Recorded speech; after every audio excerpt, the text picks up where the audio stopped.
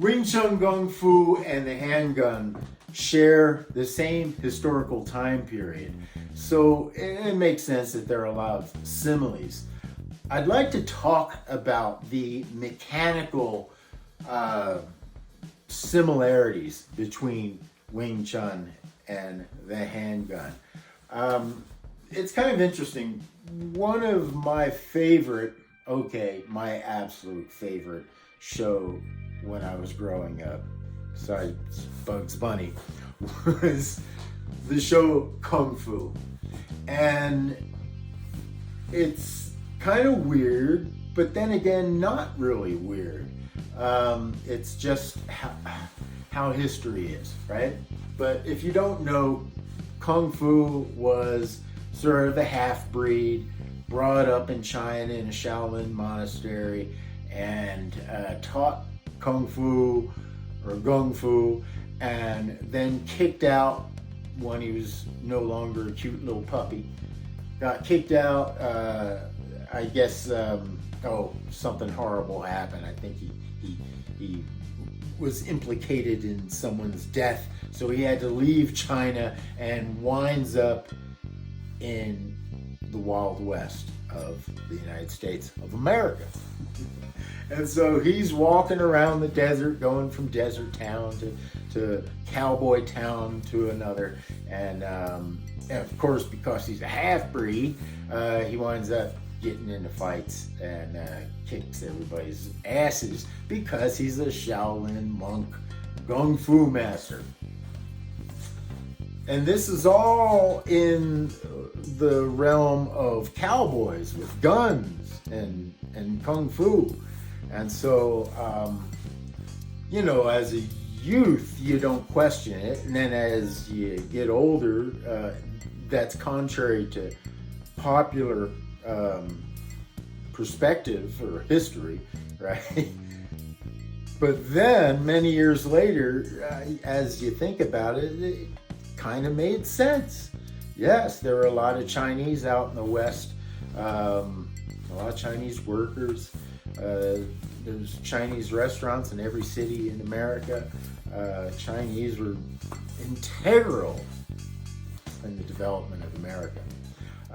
And then the racism, of course, has always been very obvious and point blank in America, especially towards Chinese. And I think that's mostly because the Chinese have sort of pushed back, and they're very racist. And so, it's sort of a self-feeding feedback cycle or something like that. So, all right, there's a little bit of history. So let's go into some interesting concepts of how Wing Chun is mechanically like the handgun. You can make your own philosophical comparisons. Right now, I just want to focus on the mechanical. So first mechanical thing about the handgun, it's very similar to Wing Chun, is that until you touch a handgun is absolutely 100% safe. It's not until you touch the thing that it becomes dangerous. Very much like Wing Chun. Now, why does that gun become dangerous? Well, if you don't actually cock the gun, put a round in the chamber, put a bullet in the barrel. If you don't do that, then the gun really is not dangerous at all. It's useless. You might be able to hit them with it, but other than that, it's pretty useless. So you actually have to cock the gun, rack it, cock it, to make it dangerous. So same thing with Wing Chun. You're just standing there in a neutral stance. If you're a shooter, you understand what a neutral stance is.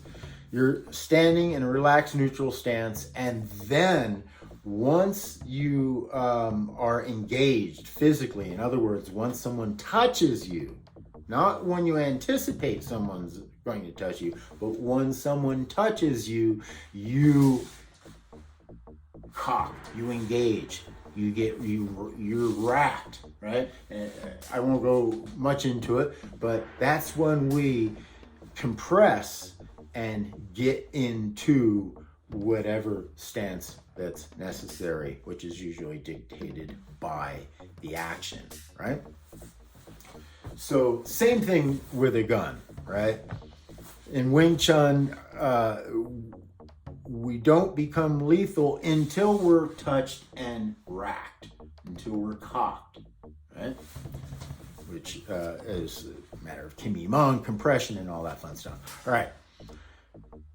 Now, in order to effectively shoot someone with this very dangerous thing, which, in my opinion, most people shouldn't have guns. They don't do the training, so they shouldn't have a gun. And if you have a gun, you do the training, but you let your training lapse, you probably shouldn't have a gun there. You should lock the thing up in hard storage or something. All right, but I digress. In order to hit what you're aiming at, you have to be cocked, and then you have to aim, and you have to calmly aim and squeeze the trigger in order to hit your target. Now, same thing in Wing Chun, where yes, we are compressed, we are cocked, we are racked, but we also have to be calm in that state and be able to aim and keep focused on our target, and then shoot, so to speak, right, at the right time. And in other words, you wouldn't want to be shooting and be all tense. You want to be firm, and you want to be calm, and you want to focus on your target and follow your target and wait for the proper time to hit your target. Now, if you're saying, oh, what about you want to take cover before you shoot? Well, in Wing Chun, that our form of cover comes within that compression as well.